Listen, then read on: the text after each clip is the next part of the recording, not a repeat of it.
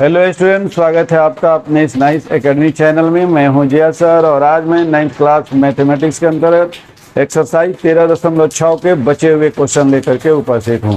पिछले वीडियो में हम लोगों ने एक्सरसाइज 13.6 के क्वेश्चन नंबर 1, 2 और 3 कर लिया था। यदि वह वीडियो आप नहीं देखे हैं तो ऊपर आई बटन टच करके उसको देख लीजिए, या इस चैप्टर के जितने भी वीडियो आपको चाहिए, जितना भी वीडियो बना हुआ है उस सभी का लिंक डिस्क्रिप्शन बॉक्स में दिया गया है। वहां से जाकर के आप जो वीडियो देखना चाहें देख सकते हैं। और हाँ दोस्तों, यदि इस चैनल पे आप नए हैं या अभी तक आपने चैनल को सब्सक्राइब नहीं किया है तो देर नहीं करना है, फटाफट से जल्दी से चैनल को सब्सक्राइब करके बेल आइकॉन को टच कर देना है ताकि वीडियो डालते हैं उसका नोटिफिकेशन आपको मिल जाए। तो चलिए शुरू करते हैं क्वेश्चन नंबर 4 आज, यानी प्रश्नावली 13.6 का क्वेश्चन नंबर 4 में दो चीज है। कह रहा है कि एक बेलन है जिसका पारस्व पृष्ठीय क्षेत्रफल 94.2 सेंटीमीटर स्क्वायर दिया हुआ है और इसकी ऊंचाई 5 सेंटीमीटर है। तो पहले इसकी त्रिज्या निकालिए, फिर इसका आयतन निकालिए। तो चलिए देखते हैं 4 का 1 में h जो है वह 5 सेंटीमीटर है और बेलन का पारस्व पृष्ठीय क्षेत्रफल ये है 94.2 सेंटीमीटर स्क्वायर। जैसा कि हमें मालूम है पारस्व पृष्ठीय क्षेत्रफल क्या होता है, वक्र पृष्ठीय क्षेत्रफल बेलन के केस में, तो बेलन का पारस्व पृष्ठीय क्षेत्रफल हो जाएगा 2 पाई RH और ये है 94.2।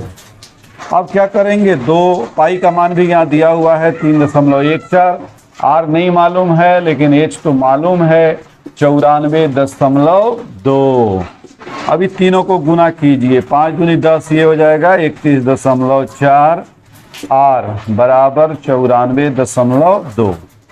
R को यहाँ रखिए, 31.4 को उधर भेजिए, 94.2 बटा 31.4, दशमलव कटेगा 3 सेंटीमीटर, यानी एक आंसर निकल गया 3 सेंटीमीटर। अब हम लोगों को क्या करना है, आयतन निकालना है। तो आइए फटाफट आयतन निकालते हैं। बेलन का आयतन, ये आयतन होता है पाई R स्क्वायर H।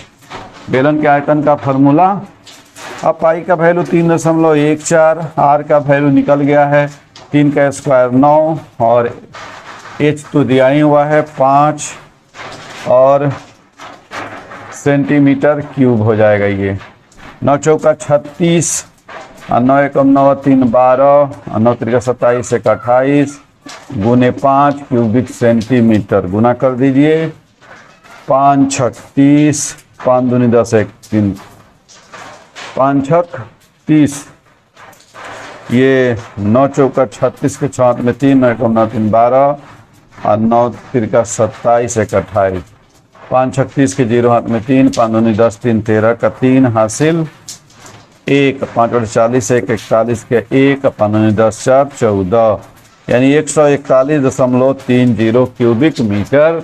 ये हो जाएगा बेलन का आयतन। तो इस तरह से हम लोगों ने आज का पहला यानी क्वेश्चन नंबर 4 किया। तो बने रहिए अपने चैनल पर, स्किप नहीं कीजिए, क्योंकि आज जो है हम लोग एक्सरसाइज 13.6 के सभी महत्वपूर्ण क्वेश्चन करने वाले हैं और इस क्वेश्चन में बेलन से संबंधित उसके आयतन हम लोगों को निकालना है। ये परीक्षा के दृष्टिकोण से काफी महत्वपूर्ण चैप्टर भी है, इसलिए प्रत्येक सवाल को बारी बारी से आराम से समझते हुए काम कीजिए। तो चलिए वीडियो को पॉज कर लीजिए और फटाफट से नोट कीजिए, हम अगला क्वेश्चन बताते हैं।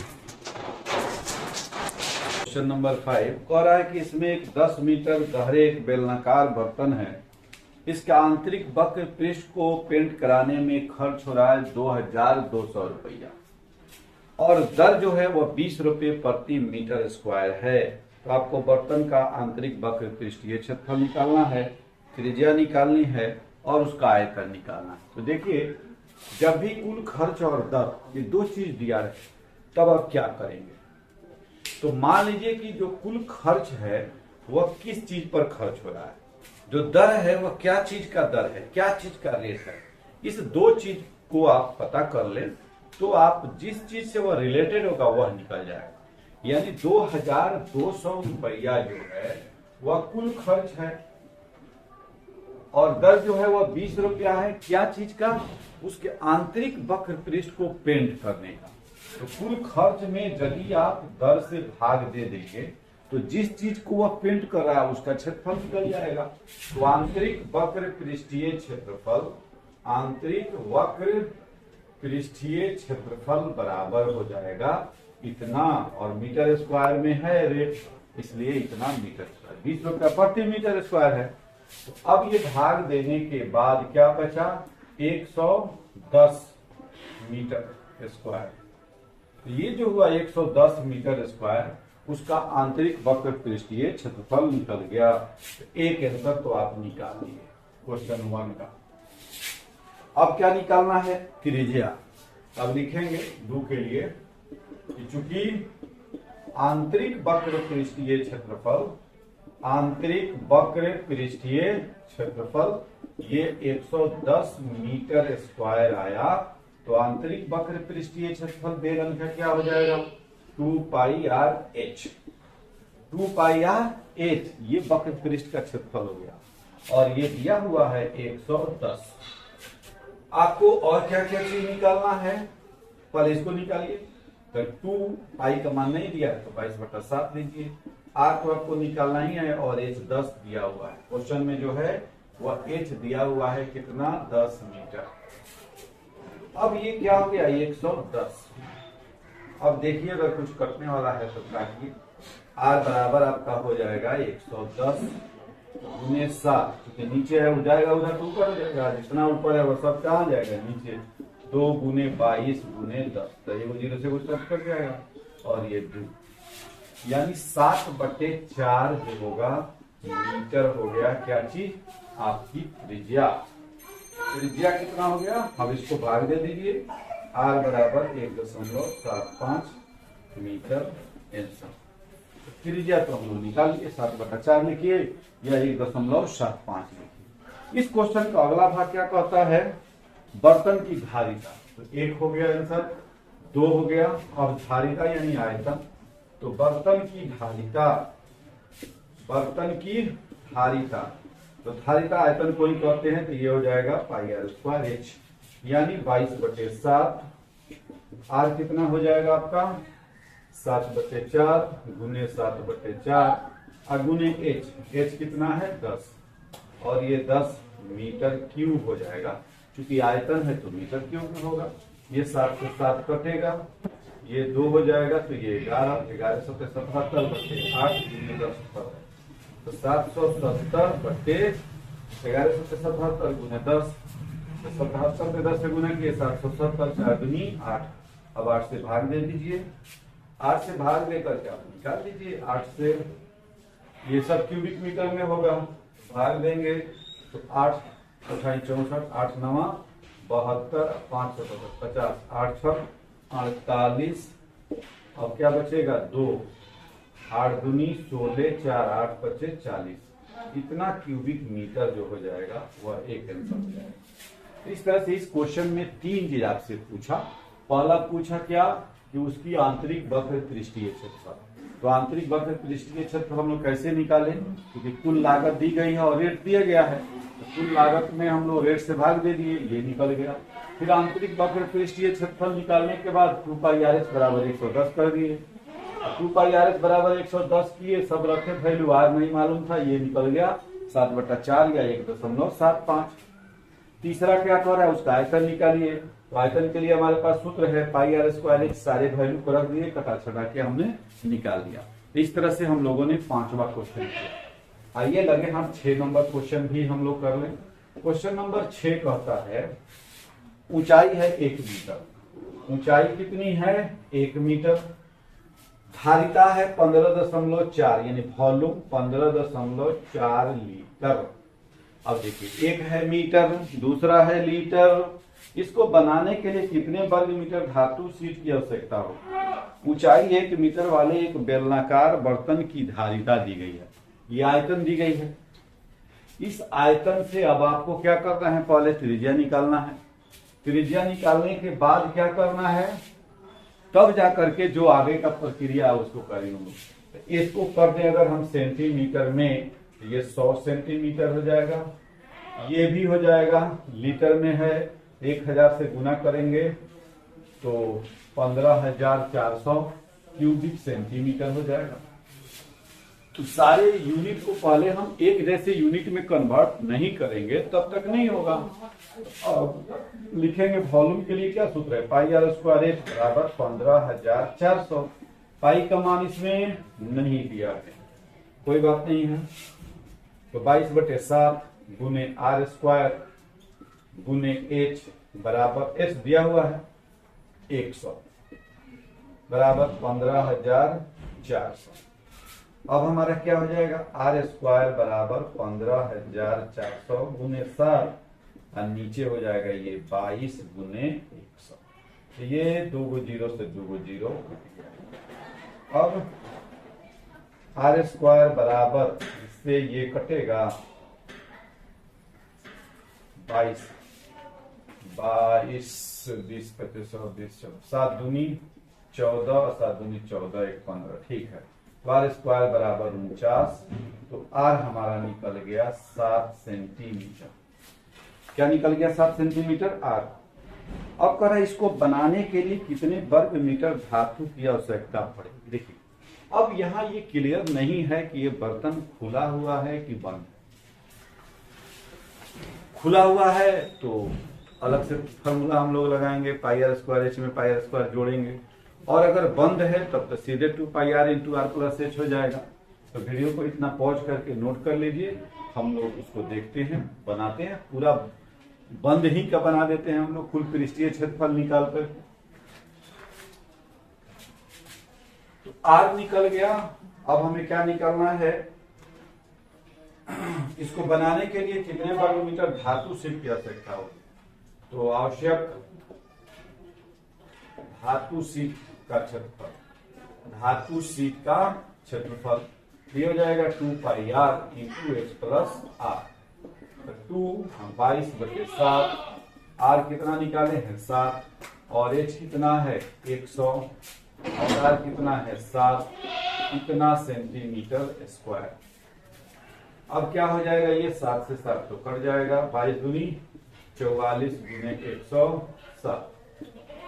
आप इसको ऐसे कर लीजिए, 2 गुने 22 गुने 107 सेंटीमीटर स्क्वायर। अब 107 को 44 से गुना कीजिए, 428 728 8 10 7 4708, ये हो गया 4708 सेंटीमीटर स्क्वायर।